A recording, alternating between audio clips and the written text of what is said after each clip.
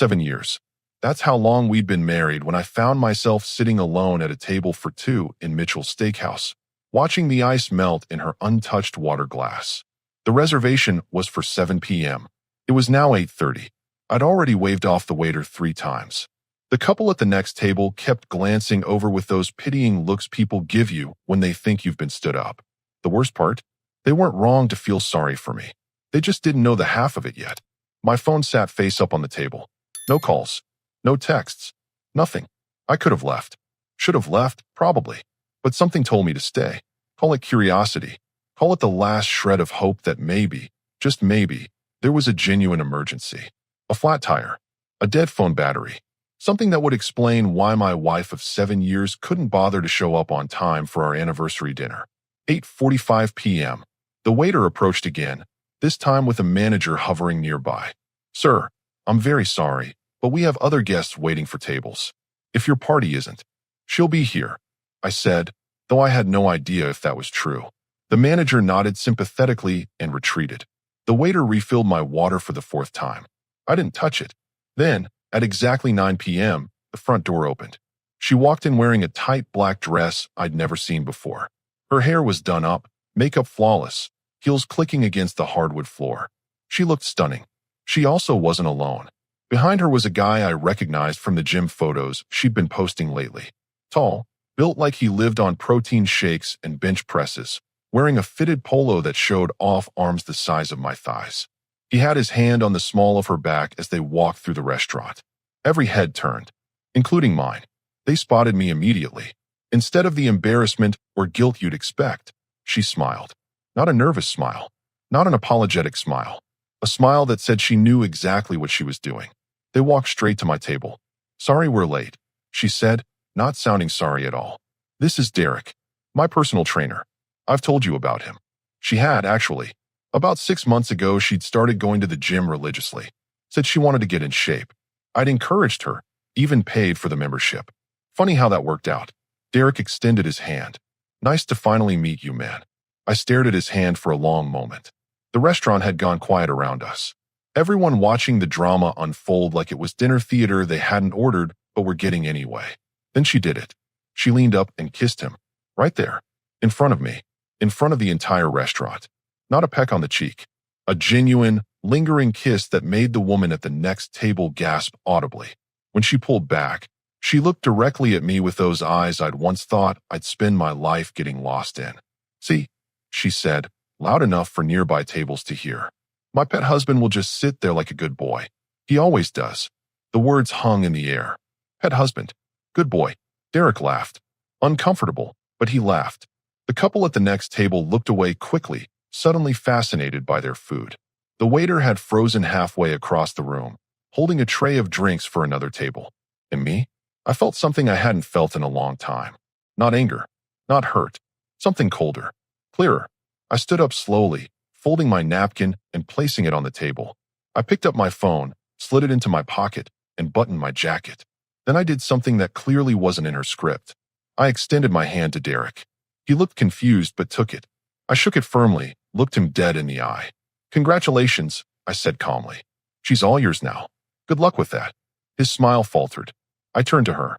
She was still smiling, but there was something uncertain creeping into her expression now. This wasn't how I was supposed to react. I was supposed to make a scene. Beg. Cry. Ask her what was wrong with me.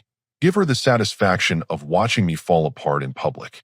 Instead, I said 4 words, "Enjoy your dinner." Then I walked out.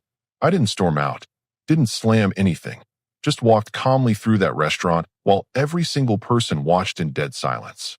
Behind me, I heard her voice, sharp now instead of playful. "Wait, where are you going?" I didn't turn around. The valet brought my car. I tipped him $20. Drove home at exactly the speed limit, hands steady on the wheel, mind already 3 steps ahead. She wanted to treat me like a pet, like someone she could humiliate in public and expect to just sit there and take it. She was about to learn the difference between a good boy and a grown man who just decided he was done playing games. By the time the sun came up, she'd understand exactly what she'd lost. Not because I'd tell her, because I'd show her. I pulled into the driveway at 9:47 p.m. The house was dark, empty, exactly how I needed it. Inside, I didn't sit down, didn't pour myself a drink, didn't stare at old photos wondering where it all went wrong. That's what she'd expect. That's what a pet does when they're abandoned. I went straight to the bedroom and grabbed every black trash bag from under the sink. Her closet came first. Dresses, jeans, shoes, all of it. I wasn't gentle about it. Didn't fold anything or pack it carefully. Just swept entire sections into bags. The expensive heels she'd bought last month? Bag. The designer purse she'd insisted we couldn't afford but charged anyway? Bag. Every piece of clothing, every accessory, every single thing that was hers went into those black plastic bags. Bathroom next. Makeup, hair products, that ridiculous skincare routine that cost more than my car payment. All of it. Bag after bag after bag. I worked methodically. No music. No TV. Just the sound of zippers and plastic rustling and my own breathing, steady and calm. While I packed, I made calls. First call, credit card company. Yes, I need to remove an authorized user from my account. Immediately. No, not tomorrow. Tonight. 10 minutes later, done. Her cards were dead. Second call, bank. Left a message for my account manager to call me first thing in the morning about separating our joint account. The house was in my name only. The car she drove was in my name. The furniture was bought with my credit. She'd contributed exactly nothing to any of it, but felt entitled to all of it. Third call, my brother. Hey, yeah, I know it's late. I need you to come by tomorrow morning around 6 a.m. Bring your truck. I'll explain when you get here. He asked if I was okay. I told him I'd never been better. He believed me because it was true. By midnight, there were 15 trash bags lined up in the garage. I dragged them out to the curb one by one. The neighbors across the street had their living room light on. I saw the curtain move. Let them watch. Let everyone watch. Last bag placed at 12:43 a.m. I went back inside, locked the door, and did something I should have done months ago. I unscrewed the deadbolt, drove to the 24-hour hardware store, and bought a new lock set. The kid at the register didn't ask questions when a guy in dress pants and a button-down shirt shows up after midnight buying locks. He just rang me up. Installation took 20 minutes. New keys in my pocket by 1:30 a.m. Then I sat down with my phone. Not to call her, not to text her, to send 3 messages to 3 different people. First message to her mother. Linda, just wanted you to hear this from me. Your daughter and I are done. She made that clear tonight. I wish her well, but I won't be attending any more family events. Take care. Second message to my best friend Connor. Long story, but the marriage is over. I'm fine. Actually, more than fine. Let's grab a beer this weekend. Third message to my boss. Warren, there might be some personal drama coming my way this week. Just a heads up that it won't affect my work. See you Monday. All 3 messages sent by 2 a.m. All 3 people would understand. None of them would be surprised. I blocked her number on my phone. Blocked her on every social media platform.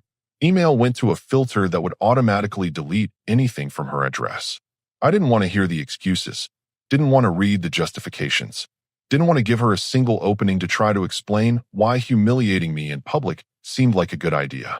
Then I did something that felt better than anything had felt in months. I opened our banking app one last time before the separation. Took screenshots of every transaction from the past 6 months. The gym membership I'd paid for where she met her trainer. The new wardrobe. The salon visits. The dinners out she claimed were with girlfriends. All of it funded by me while she planned her little performance at our anniversary dinner. I sent the screenshots to myself and logged out. By 3 a.m., I was in bed. Not tossing and turning. Not crying into a pillow. Just lying there in the dark, feeling lighter than I had in years. Like I'd been carrying something heavy and finally put it down. My phone buzzed once around 3:30 a.m. Unknown number. I didn't even look at the message. Just put the phone on Do Not Disturb and closed my eyes. She was probably still at that restaurant, or maybe back at Derek's place, laughing about how her pet husband just walked away without a fight. Let her laugh. Let them both laugh. Morning was coming, and with it, the moment she'd realized that her pet husband wasn't just walking away. He was taking everything with him. The house, the car, the credit cards, the bank account, the stability, the safety net she'd taken for granted while she spent months planning to humiliate the person who provided all of it. I fell asleep around 4 a.m. with one final thought. She wanted to see what I'd do when disrespected. Now she'd find out. And by the time the sun rose, Those 15 black trash bags sitting on the curb would be the least of her problems. My brother showed up at 6 a.m. sharp, just like I asked. His truck idling in the driveway, coffee in hand, looking confused at the pile of trash bags on the curb. Those hers, he asked. Every last piece. He didn't ask for details. Just helped me load them into his truck. 15 bags filled the entire bed. He'd take them to the donation center downtown. Clothes, shoes, makeup, all of it. Gone by 7 a.m. You need anything else? He asked before leaving. Nope. I'm good. And I made breakfast. Actual breakfast. Eggs, bacon, toast. Sat at the kitchen table and ate slowly, checking my phone between bites. 43 missed calls from unknown numbers. 67 text messages from numbers I didn't recognize. I deleted them all without reading a single one. She'd figured it out. I was on my second cup of coffee when I heard the car pull up outside. Her car. Technically my car that I let her drive. The engine shut off. Car door slammed. Footsteps running up the driveway. The doorbell rang. Then pounded. Then rang again. Open this door right now. Her voice. Shrill through the wood. I know you're in there. I took another sip of coffee. Checked the weather on my phone. Sunny. High of 72. Nice day. More pounding. This is ridiculous. Open the door. We need to talk. The new lock held firm. She didn't have keys anymore. Didn't have access anymore. Didn't have anything anymore. I heard her trying her old key. The frustrated sound when it wouldn't turn. The moment of silence when the truth started sinking in. You changed the locks? She shouted. You can't do that. This is my house too. Except it wasn't. The deed had only my name on it. I'd bought the place 2 years before we got married. She'd moved in after the wedding, but never contributed a dime to the mortgage. Just assumed she owned half, because that's how marriage works in her mind. Her phone rang. I could hear it through the door. She answered immediately. Derek? Derek, I need you to come pick me up. No, I can't drive. The car won't start. I don't know, it just won't turn on. I almost laughed. The car was fine. I'd simply removed her name from the insurance policy at 5 a.m. this morning and took the spare key she didn't know I had. The car would start, just not for her anymore. What do you mean you can't? Her voice rose higher. You said last night that. Derek. Silence. He'd hung up on her. More pounding on the door. Let me in. All my stuff is gone. Where are my clothes? My makeup? Everything. I finished my coffee. Rinsed the mug. Put it in the dishwasher. The pounding continued. I'm calling the police, she screamed. Go ahead, I said calmly through the door. First words I'd spoken to her since leaving the restaurant. Tell them you're trying to break into a house that isn't yours. I'm sure they'll be very sympathetic. Silence. Then, what are you talking about? We're married. We're married. Past tense. I filed the separation paperwork online at 4 a.m. You'll get the official documents next week. You can't do this. Actually, I can. And I did. Your stuff is at Goodwill by now. Your credit cards are canceled. Your access to the joint account will be revoked by noon today. The car needs to be returned by Monday, or I'm reporting it stolen. Through the door, I heard her trying to process this. The gears turning. The panic setting in. This is insane, she said, voice shaking now. Over what? Because I brought Derek to dinner? I was just trying to make you jealous. To get a reaction from you. You've been so distant lately. Distant, I repeated. That's interesting. I thought I was a pet husband. A good boy who just sits there. I didn't mean that. It was just a joke. Funny joke. Really had me laughing. Please. Her voice cracked. Can we just talk? Face to face? Like adults. We're talking now. Not through a door. Works fine for me. I heard her slide down against the door. Sitting on my front porch. Where am I supposed to go? Not my problem anymore. My parents are 2 hours away. Better start driving then. Oh wait. You don't have a car. You're being cruel. No. I'm being done. There's a difference. My phone buzzed. Text from Connor. Dude. Her mom just called me asking what happened. What do I tell her? I replied. Tell her to ask her daughter why she thought publicly humiliating her husband was a good idea. Another buzz. Warren from work. Your soon-to-be ex-wife's friend just called the office asking for you. Should I be concerned? I replied, no. It'll blow over. Thanks for the heads up. Outside, she was crying now. Loud, dramatic sobs meant to make me feel guilty. Meant to make me open that door and let her back in so we could talk about this like adults. I grabbed my gym bag instead. Time for my workout. I'd been neglecting it lately. Too busy being a good boy, apparently. I opened the back door that led to the garage, started my car, hit the garage door opener, backed out slowly. She heard the garage door and ran around the side of the house, stood in the driveway, tears streaking her makeup, pointing at me like I was the villain in this story. Where are you going? Gym. We're in the middle of a crisis and you're going to the gym? Your crisis, not mine. I backed out onto the street. She chased after the car for a few steps before stopping in the middle of the road, watching me drive away. In my rearview mirror, I saw her standing there, surrounded by nothing. No bags on the curb anymore. No keys to the house. No working car. No money. No trainer boyfriend answering her calls. Just her, in last night's dress, on a Sunday morning, finally understanding what it meant to lose everything in 90 minutes. Funny how that worked out. Monday morning came faster than she probably wanted it to. I got to work early, same as always. Coffee from the break room, laptop open, emails sorted by 8 a.m. My desk phone rang at 8:15. Warren's extension. Got a minute? He asked. I walked to his office. He closed the door behind me and gestured to a chair. So, he said, leaning back, want to tell me what's going on? Because I've had 3 different people call here asking about you since yesterday. My wife and I separated. She's not handling it well. That's one way to put it. He pulled up something on his computer screen. Her friend Melissa called demanding to speak with you. When I said you were unavailable, she told me you're financially abusing your wife and that I should be aware I'm employing someone who abandons women in crisis. I waited. I told her this was a personal matter and hung up. But I figured you should know. He looked at me carefully. This going to be a problem? No, sir. She made a scene at our anniversary dinner. Brought another guy. Humiliated me in public. I removed her access to my accounts and my house. That's it. She's trying to spin it like I'm the bad guy. Warren nodded slowly. The house is yours. Bought it before we got married. My name only. Bank accounts. Mine. Added her as authorized user. Removed her yesterday. So legally, you're in the clear. Completely. He nodded again. Then handle your business. Just keep it away from the office if possible. Will do. Walking back to my desk, I noticed Kelly from accounting watching me. She'd always been friendly, nothing more. She waved me over. Hey, she said quietly. I don't mean to pry, but are you okay? Melissa's been calling everyone trying to paint you as some kind of monster. I'm fine. And Melissa wasn't there, so she doesn't know what happened. Want to tell me? I gave her the short version. Restaurant. 90-minute wait. Wife shows up with another guy.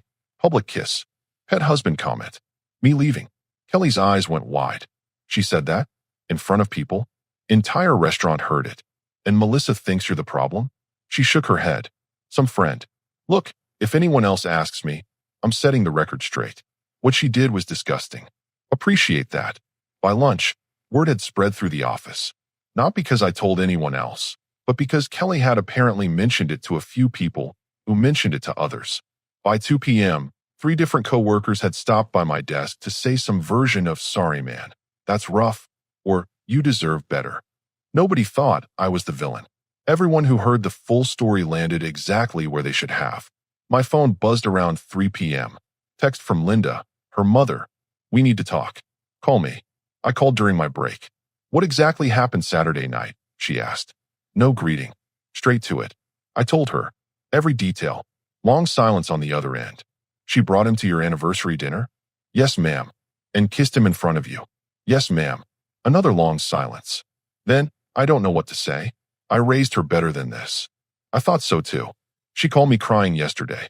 Said you threw all her things away and changed the locks. Said she has nowhere to go. I donated her things. And she has plenty of places to go. She has parents. She has friends. She has a boyfriend with muscles. None of those places are my house anymore. She wants to come stay with us. That's between you and her. Not my concern. You're really done? Just like that? No, ma'am. Not just like that. She spent months planning that little show. I spent one night ending it. Seems fair. Linda sighed. I can't say I blame you. What she did was cruel. I'm embarrassed she's my daughter right now. Don't be too hard on yourself. She made her choice. If she does come here, she's not staying long. I won't enable this behavior. That's your call. But Linda? She's not coming back to my house. Not today. Not next week. Not ever. I want to be clear about that. I understand. And for what it's worth, I'm sorry. You deserved better. Thank you. We hung up. Her own mother was on my side. That told me everything I needed to know. That evening, Connor texted, "Grabbing a beer tonight? You could probably use one." We met at Hank's Tavern, our usual spot. Ordered wings and a pitcher. He waited until I'd had a few sips before asking the obvious question. "How you holding up?" "Better than expected, honestly." "Seriously?" "Yeah. It's like I've been waiting for permission to stop trying." She gave it to me Saturday night. "By bringing a dude to your anniversary dinner." "Exactly." He shook his head. "That's next level disrespect." I still can't believe she did that. The best part? Derek's already ghosted her. Stopped answering her calls as soon as he realized she doesn't actually have money or a place to live. He wanted the fantasy, not the reality. Connor laughed. "So she lost both of you in the same weekend." "She lost herself. I just stopped being there to catch her when she fell." Cold. Accurate. We killed the pitcher. Ordered another. Talked about work, sports, anything but her. It felt good. Normal. Like a weight I'd been carrying had finally been lifted. Around 10 p.m., my phone rang. Unknown number. I ignored it. It rang again 2 minutes later. Different unknown number. "She's persistent," Connor observed. "She's desperate." I silenced my phone. "But that's not my problem anymore." "You think she'll actually leave you alone eventually?" "She'll have to." I'm not responding. Not engaging. Not giving her anything to work with. Eventually she'll figure out that I meant what I said. And if she doesn't? I shrugged. Then she'll learn the hard way that showing up where you're not wanted has consequences too. We finished the second pitcher and called it a night. Connor paid. I tried to split it, but he insisted. "Next one's on you," he said. When you're celebrating the divorce being final. Driving home, I felt something I hadn't felt in a long time. Peace. Not happiness exactly, but something close. The absence of constant tension. No more wondering when the next criticism would come. No more walking on. No, scratch that phrase. No more being careful around someone who clearly didn't care about being careful around me. I pulled into my driveway. House dark and quiet. Exactly how I liked it. My phone showed 23 missed calls from unknown numbers. 15 voicemails. 42 text messages. I deleted them all without listening or reading. Whatever she had to say, I didn't need to hear it. She'd made her point Saturday night. Now I'd made mine. Game over. She lost. And the scoreboard wasn't even close. Wednesday afternoon. I was wrapping up a project review when Kelly knocked on my cubicle wall. "Your ex is in the parking lot," she said quietly. "Security called. She's asking for you. Tell them I'm in a meeting." I did. She said she'll wait. I saved my work and closed my laptop. Guess I better deal with this. Warren appeared from his office. "Want me to come with you?"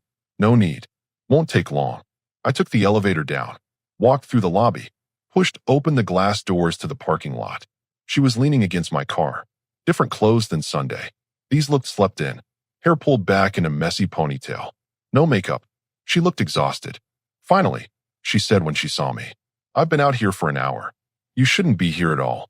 We need to talk." "No, we don't." I pulled out my keys. She moved to block my driver's door. "Please. 5 minutes. That's all I'm asking." I looked at her for a long moment. Not because I was considering it. Because I wanted her to see exactly how little her presence affected me. 3 minutes, I said. "And not because you deserve it. Because I want to make something crystal clear." She nodded eagerly. "Okay. Yes. Thank you. Saturday night. Walk me through your thought process." "What? Seriously. I want to understand." "You made a reservation for our anniversary. Showed up 90 minutes late with another guy. Kissed him in front of me. Called me your pet husband. What was the plan there?" She looked down. I wasn't thinking straight. "That's not an answer." I was angry. "You've been so focused on work lately. Coming home late. Barely talking to me. I felt invisible. So you decided to humiliate me in public. I wanted you to fight for me. To show you cared." I almost laughed. "By bringing your boyfriend to our anniversary dinner?" "He's not my boyfriend. He was just helping me." "Helping you what? Destroy your marriage?" Mission accomplished. It wasn't supposed to go that far. I thought you'd get jealous. Make a scene. Show some emotion. But you just left. "Yeah, I did." "That's it. That's your only response. You're not even going to fight." "Fight for what? A woman who thinks treating her husband like a trained animal is acceptable? A woman who kisses another man in public and expects me to compete for her attention? No thanks. I'm good." Her eyes filled with tears. "So 7 years means nothing?" 7 years meant everything. Right up until you threw them away for a reaction. Congratulations. You got one. Just not the one you wanted. I made a mistake. No. A mistake is forgetting an anniversary. What you did was calculated. Planned. You picked the restaurant. Made the reservation. Got dressed up. Coordinated with Derek. That's not a mistake. That's a choice. I can change. We can go to counseling. Work through this. There's nothing to work through. You showed me exactly who you are. I'm choosing to believe you. That's not fair. You want to talk about fair? I paid for the gym membership where you met him. I paid for the new clothes you wore to impress him. I paid for everything while you planned your little performance. And you think I'm being unfair? She wiped her eyes. Where am I supposed to go? My parents won't let me stay. My friends don't want to get involved. I have nowhere. Figure it out. Same way everyone else does when they burn their bridges. You're really going to abandon me? I'm not abandoning you. I'm simply no longer responsible for you. There's a difference. This is cruel. Cruel was making me wait 90 minutes in a restaurant while people pitied me. Cruel was bringing another man to our anniversary. Cruel was calling me your pet in front of strangers. I'm not being cruel. I'm being done. Please. She grabbed my arm. I'll do anything. I'll apologize to everyone. I'll cut off all contact with Derek. I'll be better. Just give me another chance. I gently removed her hand. Here's what you don't understand. I don't want you to be better. I don't want you to apologize. I don't want another chance. I want you to leave me alone. You don't mean that. I've never meant anything more in my life. But we're married. Not for long. Separation papers are filed. Divorce will be final in a few months. You'll get exactly what you brought into this marriage, which, if memory serves, was nothing. Her face hardened. I'll fight this. I'll get a lawyer. With what money? Your maxed out credit cards? Oh wait, those are canceled. Maybe Derek will loan you some. Oh wait, he's not returning your calls either. You're enjoying this. No, I'm just not losing sleep over it. There's a difference. I check my watch. 3 minutes are up. I need to get back to work. That's it. You're just going to walk away again.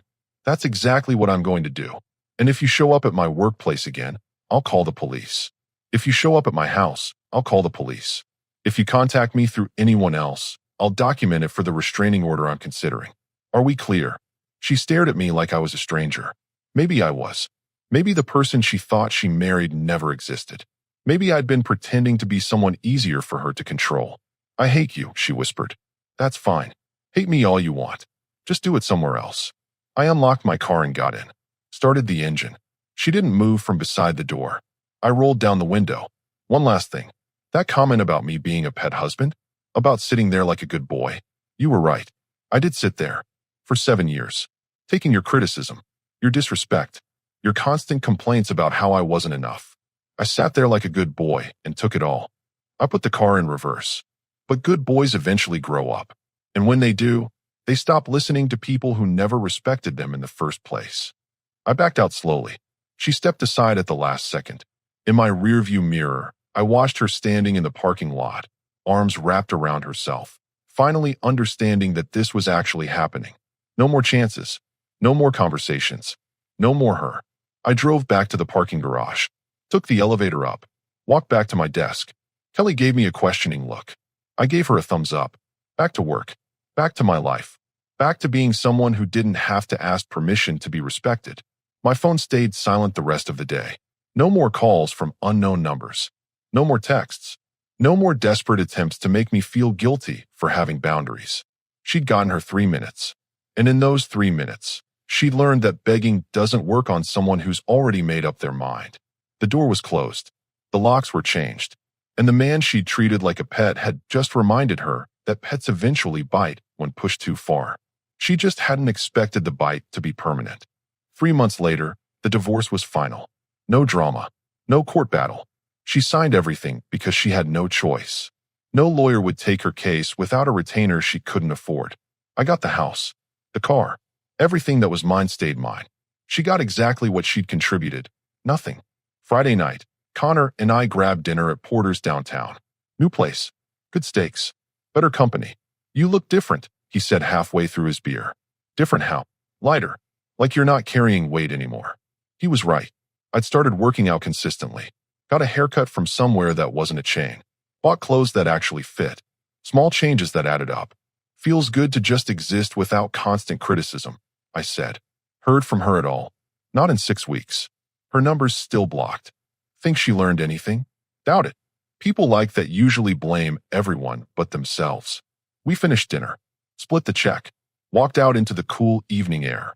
That's when I saw her, across the street at a bus stop, waiting, wearing clothes I didn't recognize. Cheaper. Her hair was different, shorter. She looked smaller somehow, defeated. She saw me at the same moment. Our eyes met for maybe 2 seconds. I felt nothing. No anger. No satisfaction. No pity. Just nothing. I looked away and kept walking. Was that her? Connor asked quietly. Yeah. You okay? Perfect. We got to my car. Connor's was parked nearby. He clapped me on the shoulder. Proud of you, man. Not many people walk away that clean. Just knew when to stop playing a game I couldn't win. Nah, you won. She just didn't realize you'd been playing a different game the whole time. I drove home. My home. Walked in and locked the door behind me. Grabbed a beer from the fridge. Sat on the couch I'd bought last month. Turned on a movie I wanted to watch. My phone buzzed once. Unknown number. A text message preview showed on the screen. I saw you tonight. Can we please just... I deleted it without reading the rest. Blocked the number. Put my phone face down on the coffee table. The movie started. Some action thriller I'd been meaning to watch. It was good. I actually paid attention to it instead of being distracted by someone criticizing my choice. Halfway through, I realized I was smiling. Not because of the movie, just because I could sit in my own home, drinking my own beer, watching my own TV, without someone making me feel guilty for existing. She'd wanted to see what I'd do when disrespected, wanted me to fight for her, make a scene, prove I cared. Instead, I'd shown her something more valuable, that walking away from toxicity isn't weakness. It's wisdom. 7 years she'd spent testing boundaries, pushing limits, seeing how much I'd tolerate. One night she'd pushed too far, and one man had decided that tolerance has an expiration date. The divorce papers were signed. The house was quiet. The future was mine. And somewhere across town, she was learning that treating people like pets comes with a price. Eventually, they stop coming when you call. I finished my beer, finished the movie, went to bed in a house that felt like home again. No missed calls, no voicemails, no drama, just peace. Hard-earned, well-deserved, permanent. She'd call me a good boy once. Thought it made her powerful. Thought it made me weak. But good boys grow up. And when they do, they learn the most important lesson of all. Knowing when to stay is important, but knowing when to leave is everything.